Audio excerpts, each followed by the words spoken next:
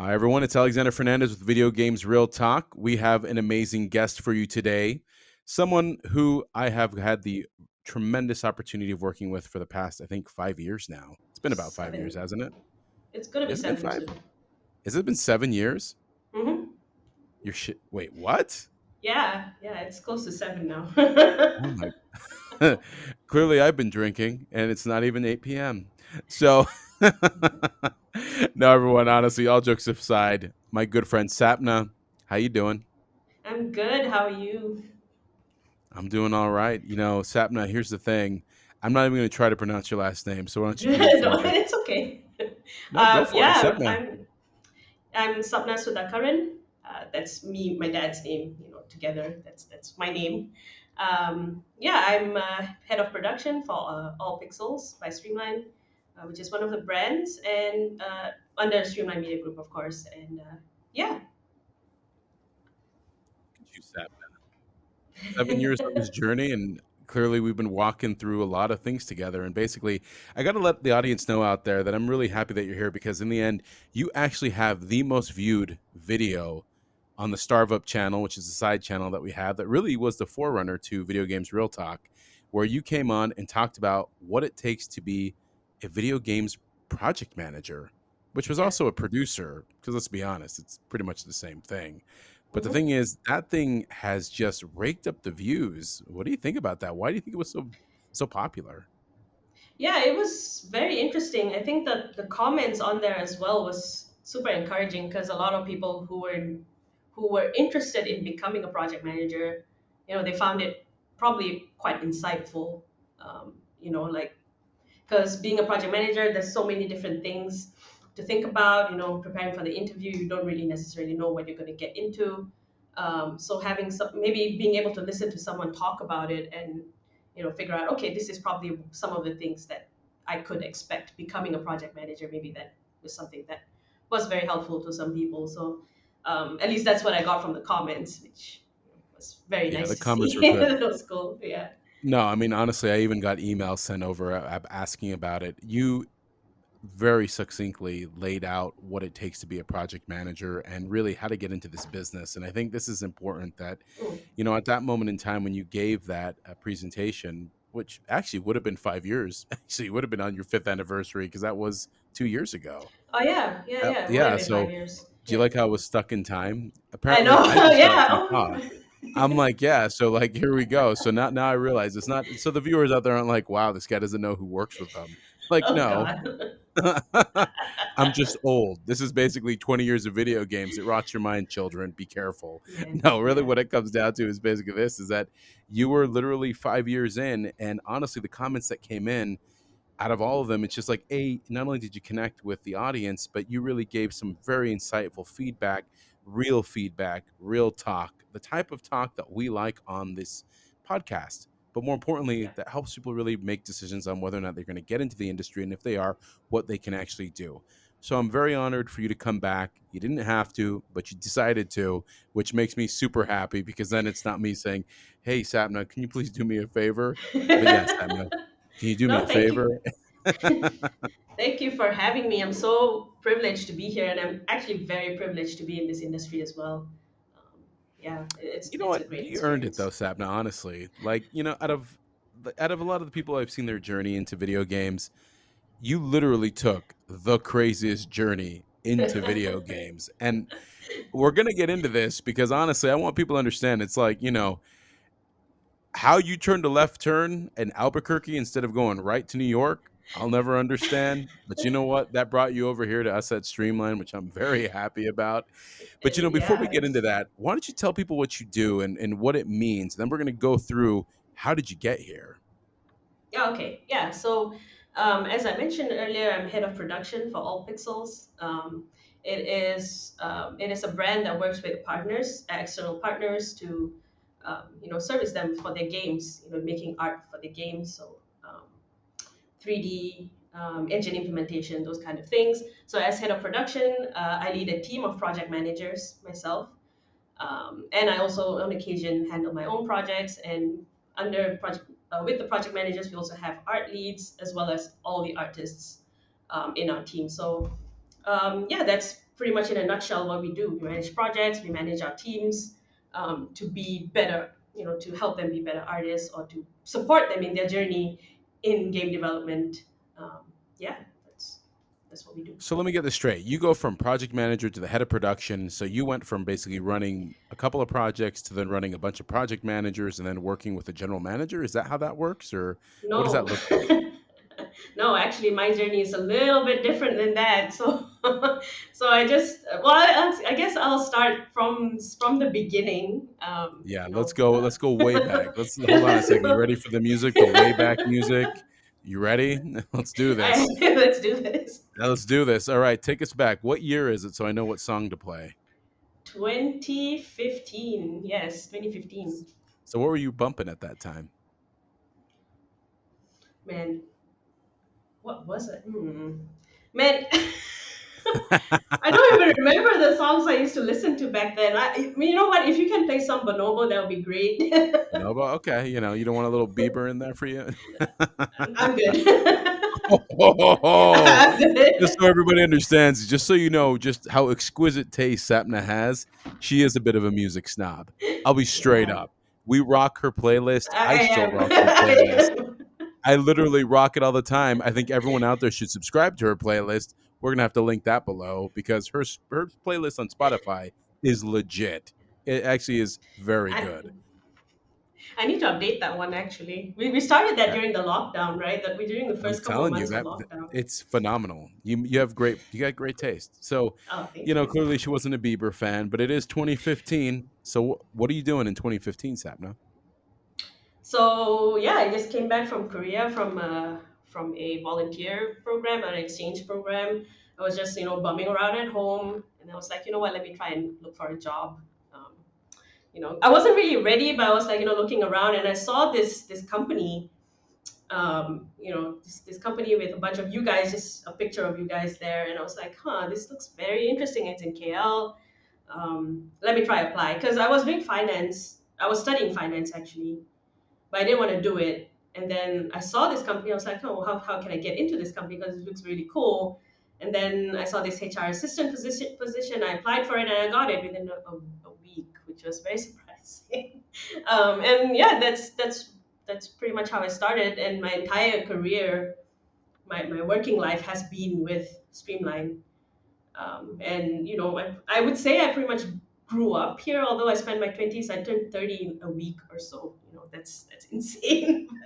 But yeah, I think it's really a defining moment. To just Wait a join second. Streamline. So hold on a second.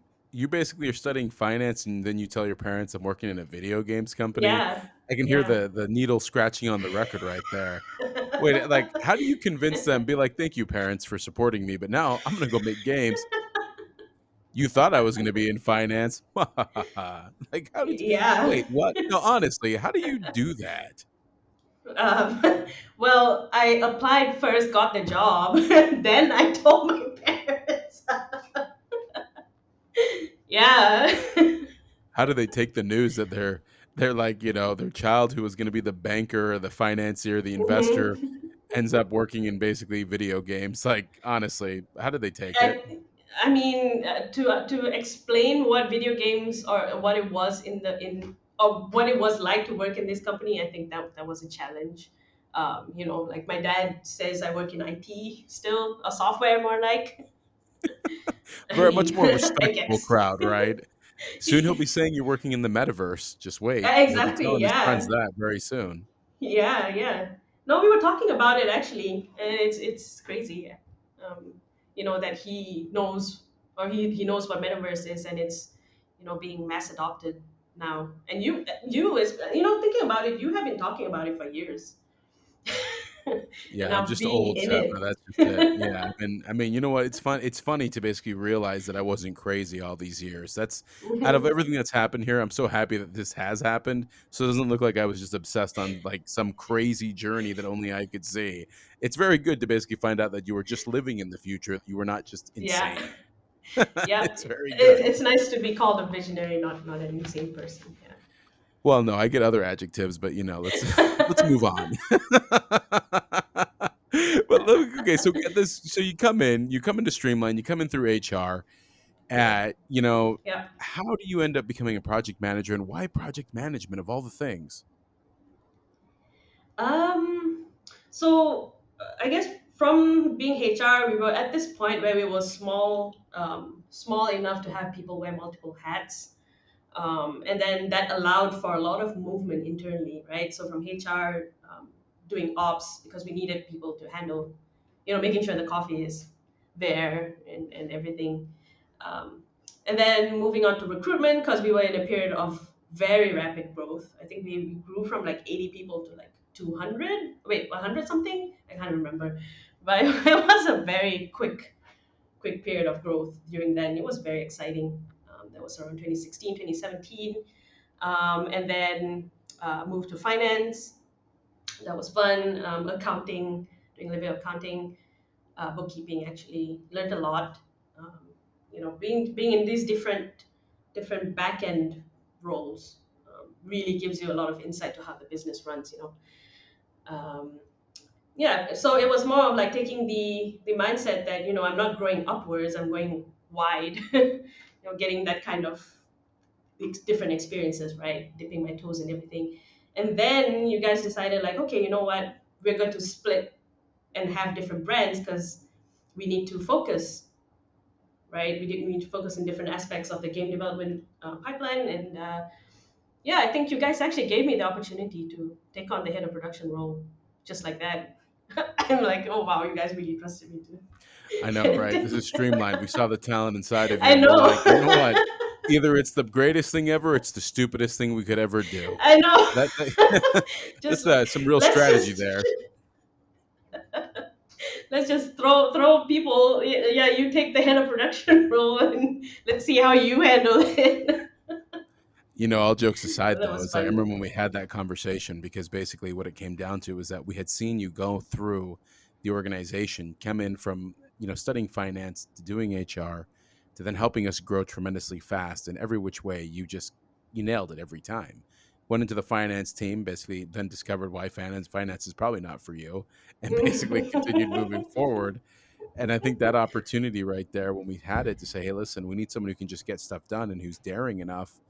You had all the requisites to do this. You were curious, you're smart, you knew how to get stuff done, and more than anything else, you understood the business. And I think that is something that really, when I put myself back in those shoes and I think about it, I mean, it was probably one of the best decisions we ever made because in the end, look at you now. And I think this is something where, for us, it's been phenomenal to watch you grow and to see you get to where you are now. And obviously, where you're going is even beyond. But I'm curious about that journey to get to the point where project management, do you feel that you had all the skills ahead of time, or what was it like, and what are those skills that were necessary to learn in order to do the job better? Yeah, so um, I would say there's two sides to it. I was learning to be a head of production as well as being a project manager at the same time because I was, trying to figure out directly how art was being made for games. Being in this position, so I think having all the other aspects down, like recruitment or HR, learning the P&Ls and stuff, that helped in the management aspect of the position. But um, being, or more like being involved in the actual game development pipeline in the art side, I had to learn kind of from scratch how what it meant, what all the terms meant in the first place, and how each one kind of like, affected each other. Um, More than that, I think it's just building relationships with the team members because what I lacked in information, I have to get it from people in order to do my job because I have to convey information to the clients, to internal stakeholders like my own boss or my own team members and stuff. So it's kind of like I kind of relate it to even now because technology, I can never catch up to it. We all can never catch up to it. So where I was back then is still where I am now in terms of the knowledge gap of technology and how games are being made. So I may have said like, oh, things will get better. I would know better, but actually, no. I'm still in that phase where technology has moved forward. The way we are doing things have changed so much that even now I still have to make use of that ability to get information from different people, put it together in a way that makes sense for um, everyone else. Like I said, clients or whoever it is. Yeah. So that would be the most important thing I learned. So Yeah. let's unpack this for a second. First off, were you a gamer before you came into Streamline? No, no, I wasn't really. Um, Do you yeah, think it's necessary to be a gamer? no, I don't think so. Not at all. How And come? I really come from the standpoint, or I'm more like, if you're not, even if you're not a gamer, just know that this industry can be for you. So then you go from this is perfect because a lot of people think that you need to be a gamer or you need to know something about games in order to make games, which is kind of the biggest oxymoron possible because you're like, how is this possible? So Yeah. what you didn't have in games, you clearly made up in terms of interpersonal skills. Because one thing that comes across and one thing that was always been clear about you is that you know how to communicate. So the job and a lot of what you just talked about was communication. You knew you Mhm. didn't know the technical aspect of things, but you knew the relationships matter. Can you talk a little bit about that? Yeah, a lot of people think that you need to be an extrovert in order to do this job as well. But in actual fact, I think you just need to think about your how you want to be treated. Let's say you put yourself in any kind of job, in any kind of situation, and you were doing your job, and someone comes to you and tells and is like, give me some information about your job so I can convey it to other people. Just like that, how you would want to be communicated to, you take those values and you use it to talk to other people, and that's not that difficult because you're being really yourself and you're trying to talk to people. You just covered something called emotional intelligence. Like my mind just exploded right there. So wait, Yes, you have a thing called empathy. You have a thing called being rational, and then understanding when to turn both on and off at will. exactly. Yeah, Okay, yeah, so let's. Okay, wait a yeah. second. Okay, so you basically realize as you come in that emotional intelligence, empathy, soft skills are keys to Hmm. success. Take Yeah, us in through any that any moment. Yeah, position. no, Yeah. absolutely. Well, and so here's the thing. It's like, you know, really, I'm sure there are people listening to this being like, wait a second, you mean I don't need to be a technical person? Hmm. No. You mean I need to be someone who can just communicate? Yeah. But how do you basically then go about doing the realm of the job, especially in the early days, when your team is telling you maybe a bunch of acronyms, it's alphabet soup, they're talking about like Yeah, high poly, low poly, they're yeah. basically going left and right on this. Like, what, I mean, were you just like, I trust you, or were you like, okay, I better learn this too? Yeah, it's a mix of both actually. I really put a lot of trust in my team to know what they're doing because I'm not the expert they are. They spend so much time honing their skills. The least I can do is respect that and honor honor and trust. Like, okay, yeah, you guys know what you're doing, what you're saying. Mind blown here. Honor, respect, and trust. Are we in the same Yeah. industry? I sometimes wonder. It's like, Oh yeah, you're man. right. It's like they're the experts. Yeah. Wow. Please continue. Keep going. Yeah. So all I'm here to do is make sure that we provide the clients with quality work, which you guys are doing or you guys are working on, the artists, the leads, and we just take that information, like I mentioned, to I guess rewrite it or make it sound more succinct or more I won't say appropriate, but easily readable, more communicable to whoever it is that needs to read it, like I mentioned. So, um, yeah, I do have to learn. Of course, we do have to learn some of the basic stuff in game development. It's always going to be like, yeah, I should know some of the stuff, but it's not really something that you have to go to school for, or we have to really sit down and study. Maybe learning the engine for our own knowledge or whatever. That's fine, but it's not like we have to. It's not a prerequisite in order to do it. And actually, speaking of which, our team in BD4 especially, really proud of the team because none of us are from project management, or more like none of us are from games either. We have an aeronautical engineer who just joined us, and if people from events, and of course me from finance. Our GM is from biomedical sciences, so it's really a soup, really of different experiences, and that's what makes it even more interesting because as project managers, we rely on each other, to help us out, and we also have our leads to help us out too if we don't understand anything. So Absolutely. Well, let me ask you something because you went into a place that I think is very fascinating here, and it's the mix of diverse backgrounds. The fact that none of yeah, you guys are from games, none of you project managers have project management experience. You really came in with an understanding of how to put something together by having emotional intelligence, empathy, listening skills, and you understood quite clearly that the job is how to translate technical and creative talk into a human readable language that everyday yeah, people can understand. yeah. When did you come to that realization that that interface is exactly why you succeed at this job? Was it instantly, or did it take time for you to realize, like, wait a second, you pay me just to be a human being? I think it's more of learning from or observing how other people do it. People who were, um, more experienced in project management. You have Yaji, you have Richard, who are GMs of their own brands here in Streamline, and they have very good emotional intelligence. And I look up to them, and I look up to you guys as well because all of your communication skills are amazing, right? And we learn by observing and knowing, like, okay, yeah, that's what I really like about it, and those are the values that I want to uphold in the way I do things.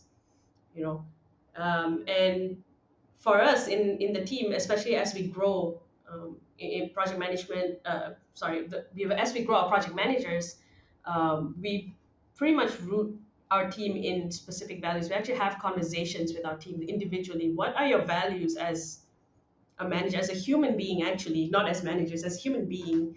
Um, and we pinpoint the key identifiers, like, so we pinpoint the similarities, the similar values that we have, and then what we want to do is create an identity around those values.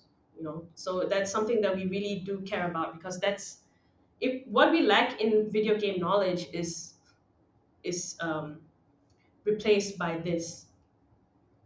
It's interesting because basically what you're doing at that moment in time is you're leveraging a lack of knowledge with whole incredible amount of empathy and Hmm. humanity, which is Yeah, then basically weighted with all of your experts that you represent.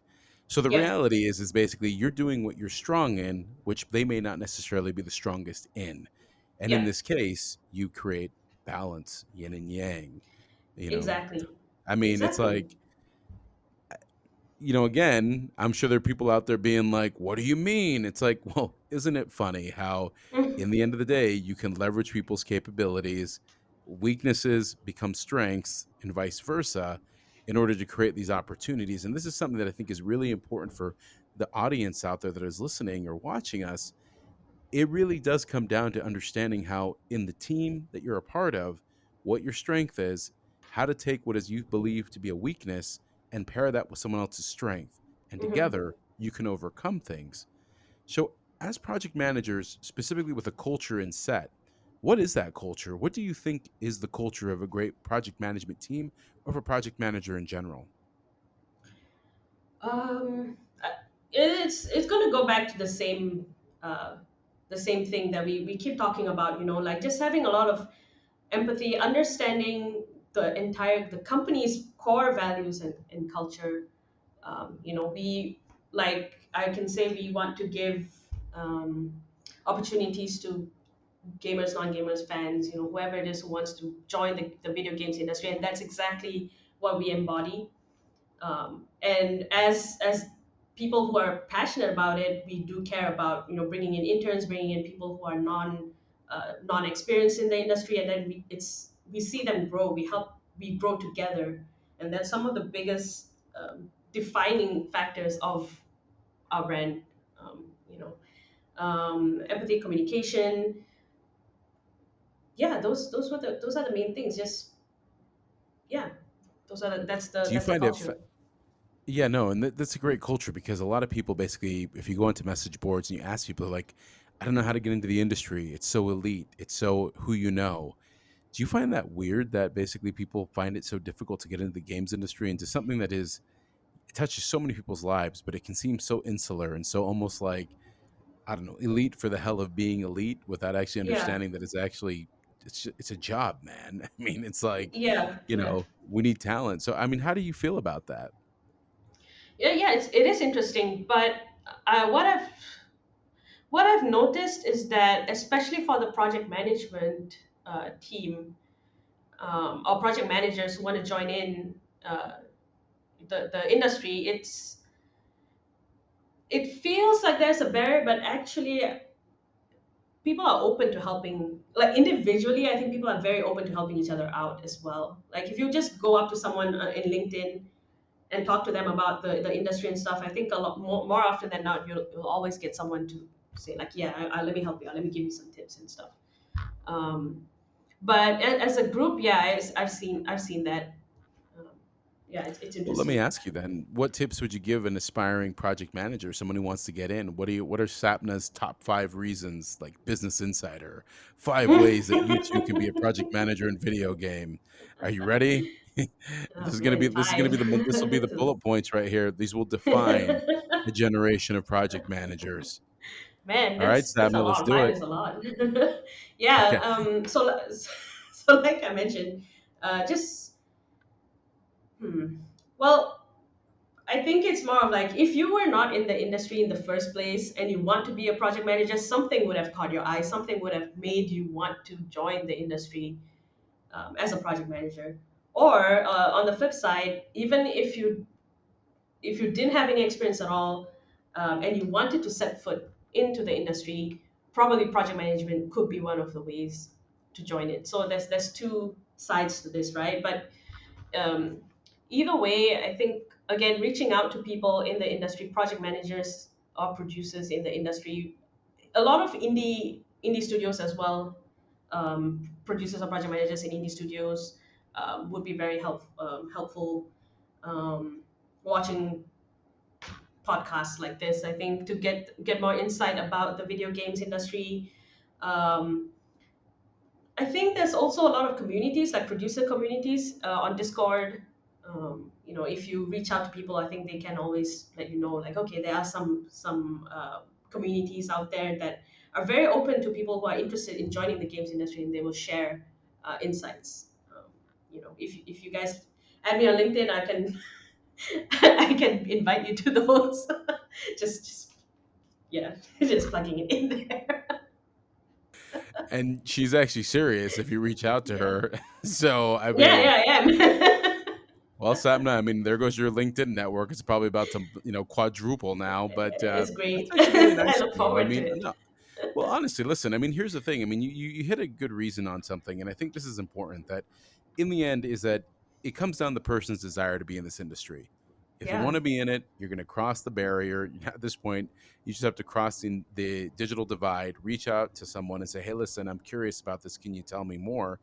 Yep. And they respond or they don't, but you can't be afraid to do that. So actually, on that standpoint, I'm curious, like as you look towards basically say being a project manager, would you say that there's a lot of doubt that someone has to come over or overcome Oh my in God. order to be good at the job? Yeah, tell me about that. What does that look Yes. like? Okay, let's do it. What help me understand the Oh doubt. man. What is the Rubicon look like? Oh man. Yeah. So I think obviously everyone's experiences would be different. Um, just from the surface level, of course, from the easiest example, the fact that you don't even know the games industry, you're not necessarily a great gamer, but you are the face of the projects, the companies, when it comes to you know interfacing with our clients, our partners. Yeah, partners would be the better word, but yeah, like you kind of have to get over all those insecurities. Like, oh my god, I don't know what the hell I'm doing sometimes, or I don't know what these guys are saying is so technical. Like you just have to kind of manage it, or kind of just trust that with experience you'll be able to handle that insecurity. Because again, you'll never be able to understand 100% what information is being handed over to you.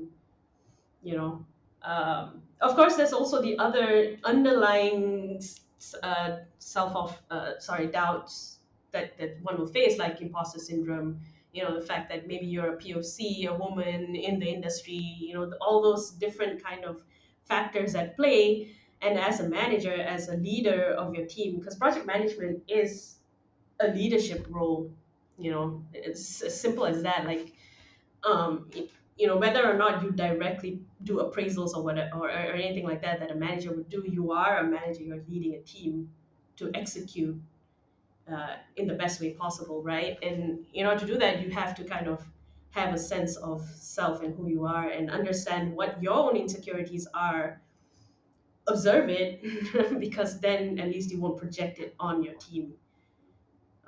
Yeah, I think Well, the that's thing is, you must be very good at it, because if you look at it from this perspective, and obviously, I've known you and I've had the fortunate ability of working with you, working together. I mean, the thing is, from whatever doubt you had from day one to what you are right now and how you have effectively accelerated through here, you've only demonstrated a mastery of knowledge and a capability of learning quickly and leveraging your knowledge in order to create greater opportunities.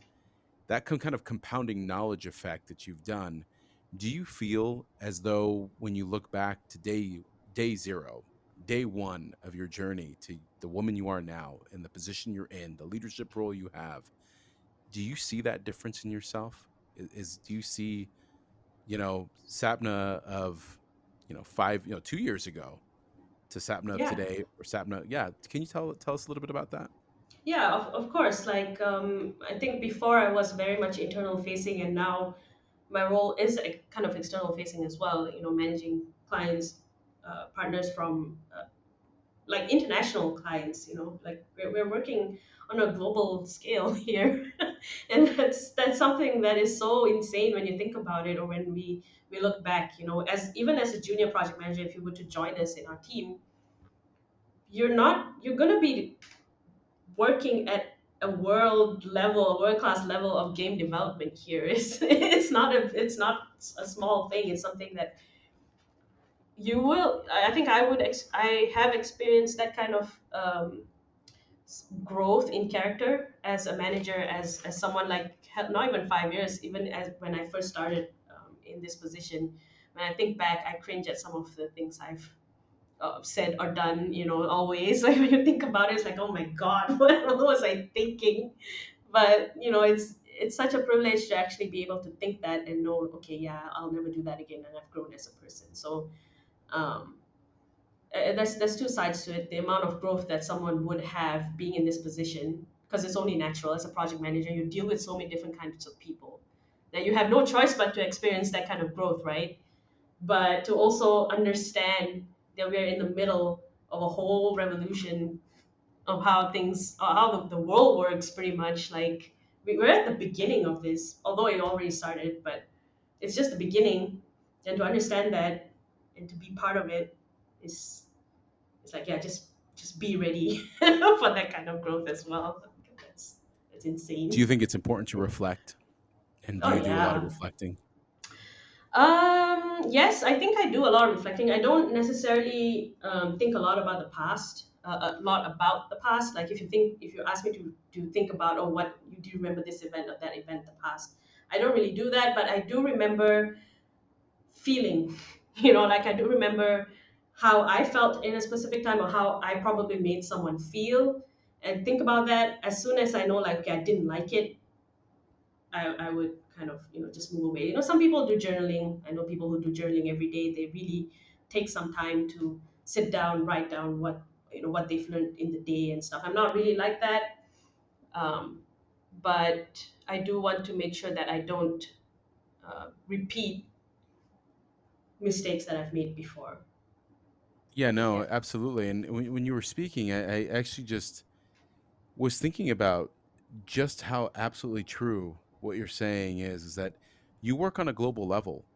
All project managers, at least people who work with us at Streamline, you're exposed to the world from day one. There is no Yeah. local market. So Yeah. you're dealing with people in different parts of the world, different cultures, different backgrounds, different understandings. Yes. And your ability to get comfortable with that real quick is probably one of the defining factors of success. So Sapna, basically all this experience, basically being a project manager and basically moving up through the ranks in the organization, brought you to becoming the head of production. Tell us about that job, what you do now, and basically what did you bring from being a project manager over into that position? Yeah, so what I do now is I manage a team of project managers, some juniors, some more seniors, and we deliver projects. We deliver our assets to our partners. Um, yeah, and so what I mainly do is make sure oversee all the projects that our project managers are working on. I also set the tone, make sure that everyone's kind of hitting the quality. So project managers also have quality bars that we set for ourselves, and we need to have check and balance. And then of course our GM Yaji, she acts as our biggest check and balance, of course. So it kind of works like we put all these different systems in place to make sure that we can in fact deliver on time um, with the quality that that we say we're going to deliver. um, yeah, that's pretty much what I do. It's the same thing, it's just adding another layer of project managers in between. Yeah. Yeah, so actually I wanted to talk about that. Do you find running project managers harder, easier, or about the same as running engineers and artists? Hmm. I've never actually thought about that. It's a little bit different, I would say, but it requires the same skills, if that makes sense. But another thing to think about is that managing project managers are managing managers, and that requires a different kind of skill set as well. Because different needs, different support that you would need to give the team. Um, the mindset, everyone comes from very diverse backgrounds, so making sure that everyone feels like they have a place within the team, that's important. Because what I've noticed is that, at least in my team, we're all people who are still trying to figure out where we stand in our careers.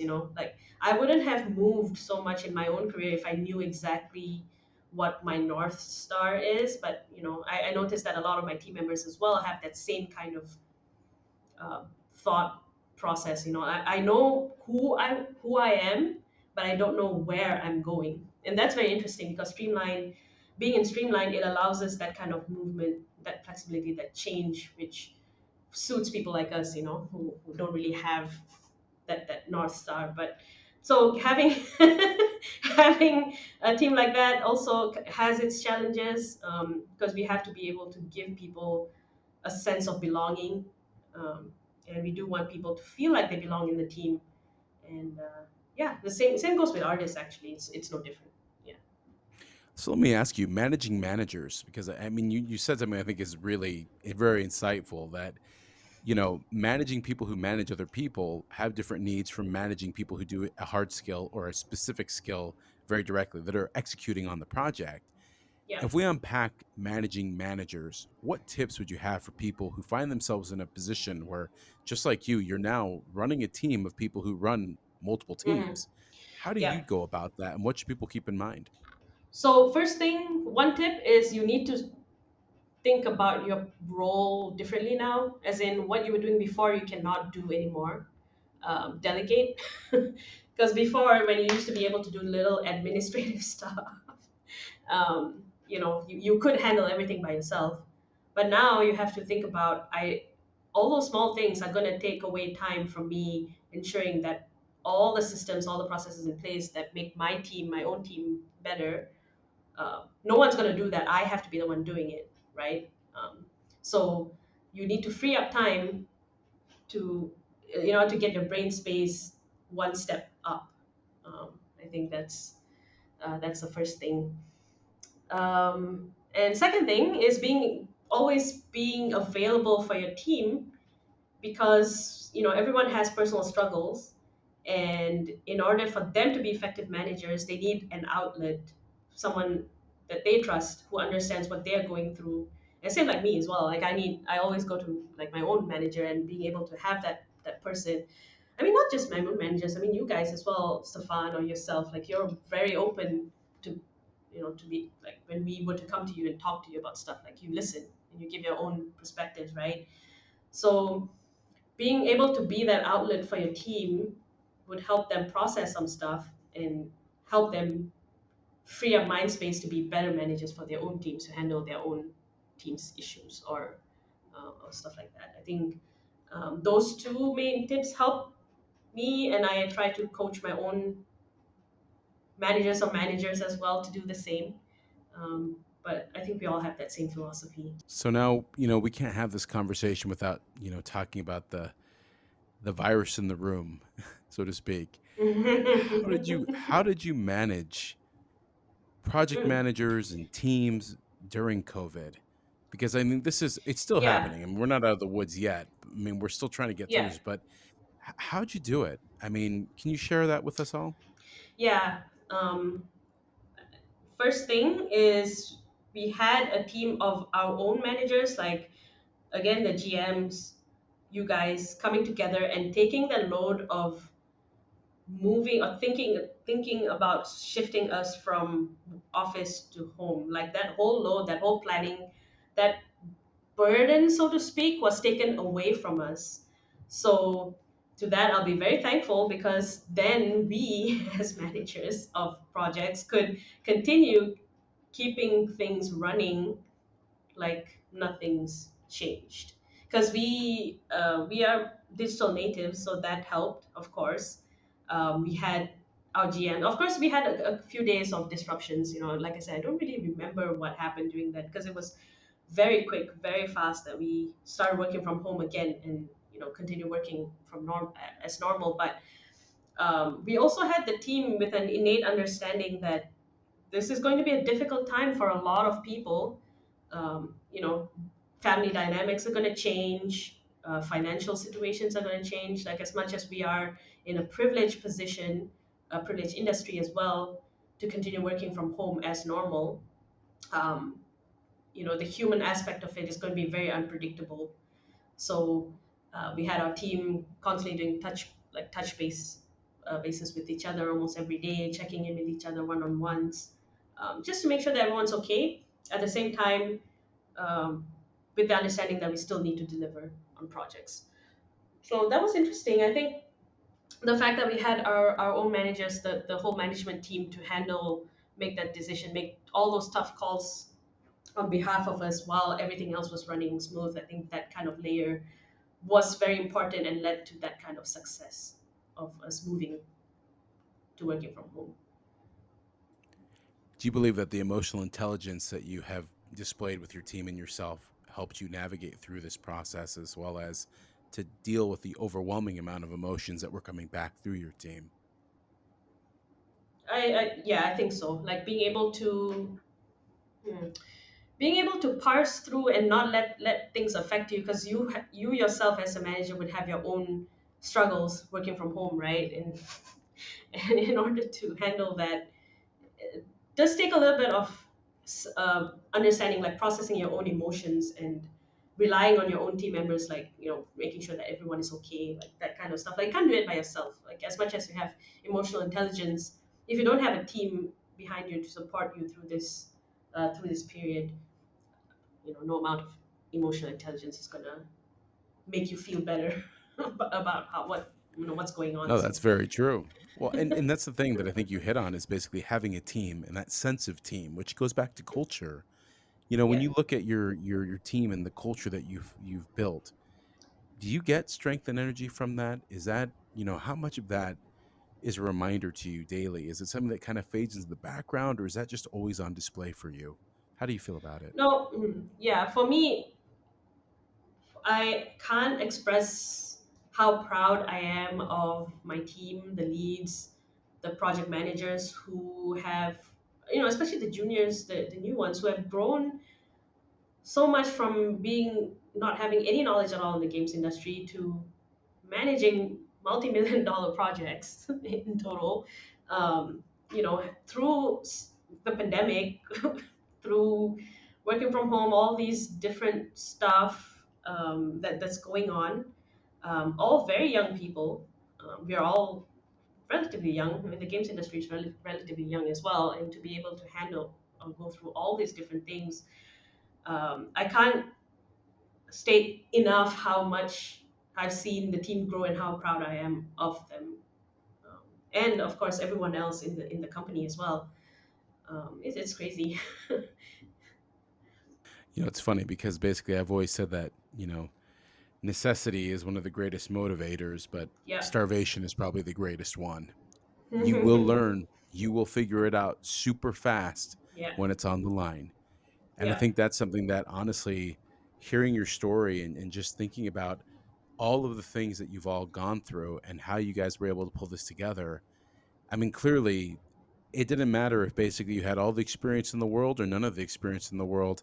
It was what you chose to do with it to make it happen Yeah. that basically brought it together. And I got to tell you, I'm super proud of seeing all of you and what you have been able to do, the resilience and the agility as individuals and as an organization to know that you guys stood shoulder to shoulder and you made it happen. You all delivered. That is something that I find phenomenal about this and something that honestly for me, it's the greatest achievement I think I've ever seen and that I've ever been a part of. So, Yeah. it's right back at you. I'm always amazed at what you've been able to do as well and what your team did. It's phenomenal. It's so interesting to see growth as well. Like, just individually, if you look at your own teams and you see their own journeys, um, all the stuff that all the mistakes that we make together and what we learn from it, and then seeing people rise from junior project managers to senior project managers managing their own team of managers. That kind of growth is so interesting to see so quickly and I think in this industry is very quick compared to others. I don't know, my whole career is streamlined. I can't speak for other industries, but to see it here, we have a lot of young managers who kind of have to, what's the word, like pull up their bootstraps. That's Yeah, that's the I mean, phrase that's a for good way this. of saying it. I mean, that is true. You literally grow by your bootstraps. That's very Yeah. true. Yeah. It's very interesting to see.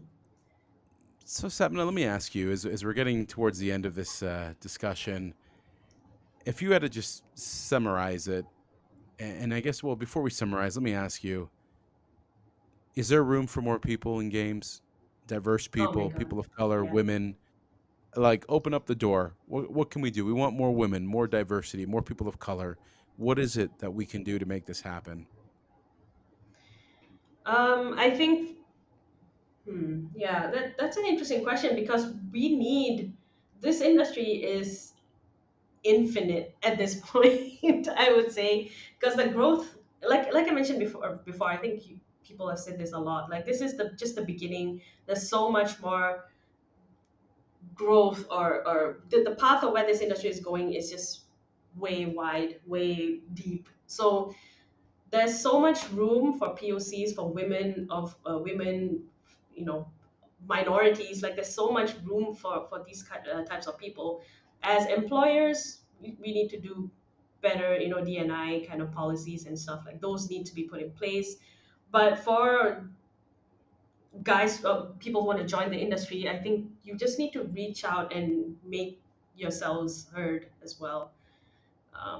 Because the only way we can, get or encourage people to join in is when both sides are open and collaborating with each other. You join the industry, join communities, talk about your experiences as POCs, as minorities. um, yeah. Well, I mean, I think that's some sage advice right there. And I know Layla's cringing, being like, Alexander, why are you asking a woman what roles the video games industry needs to have to fix it? Yes, Layla, I know. But honestly, what it comes down to is, obviously, as a minority, as someone who's been in this business, I will tell you right now, it's like we can't wait for people to invite us, kick the damn door open and get in. Because honestly, that's how you get into the video games industry. No one invites you. You show up, you just don't leave. And that's really Yeah. what it came down to. And I think about Streamline and the history of all the people from POCs to basically minorities to obviously all the differences of people that we have, 45 nationalities and 25 different languages. It just comes down to one simple thing. And I think we talked about it at the very beginning before we started taping. The secret of being in video games, work. The secret of success, work. You want to be anything in life, work. The bottom line is work. I mean, I don't know how else to say it, but it sounds like working is what you're going to be doing, and then you'll die, Yeah. which is pretty much life in general. What do you think, Yes. Sabna? Is that fatalist or what? You just summed up the entire thing in just like, just a few words. That's great. I don't know, Sabna. What do you think? You think is that a little bit too dark, or is that just kind of clear? No, it's clear. I like it. I think yeah, it makes a lot of sense. I mean, what do you want? Like that is it, right? You died. I Yet. know. You know what? It's like we're gonna end this on a high note. Obviously, life isn't just about working; it's also about enjoying. But Sabna, it has been absolutely a pleasure watching you grow, working with you, seeing you climb new heights, and basically watch you lead new teams. And honestly, how can people reach out to you? People that are listening, thinking like, "Man, Sapna, she's got it down. I'd like to follow her." What can they do? How can people find you? Yeah, LinkedIn would be the best place. You just send me a message anytime if you're interested in project management and how to join in the games industry. Like I mentioned earlier, there are some producer communities on Discord, which people do share knowledge, experiences. I think that is valuable for people who just want to observe what it's like and who the people who is in this community. I can always send you an invite to that. Yeah, LinkedIn, Facebook, Instagram, whatever. I'm cool. She is very cool. I can attest to that. Coolest person in video games. I'll tell you that right now. Sabna, thank you Hey. so much for joining. Wow, Thank no, you it's for true, having man. me. Well, no, I mean, I really appreciate you being on there, but what you got to do is definitely update that playlist and get that on an open public one so people can listen to Sapna's tunes. I'm telling you, Yes. everyone, you got to hear her playlist. It's phenomenal. Sapna, honestly, always Um, a pleasure. Thank you for coming on to Video Games Real Talk. Thank you so much for having me. Yeah, no problem. Now, everyone, we are going to be going super quick this year. It's almost the end of the year. Can you believe it? Turkey Day is coming up for the Americans out there. For those that are not Americans but have to live with our holidays, it is Thanksgiving coming up. We're super excited about that, but that does not end Video Games Real Talk. We are going to be pushing through with brand new episodes as we continue this journey on the business of video games. We appreciate you for listening to us. Please shout out, comment, share, like, tell us you love it, tell us you hate it, but do so on Apple Music, Spotify, or wherever you get your fine podcasts. Check us out on VGRT.com, or you can tweet me at StarvUp or at VGRT on Twitter. Please give us your comments. And as always, thank you for listening and being a part of this with us. We'll see you guys next time.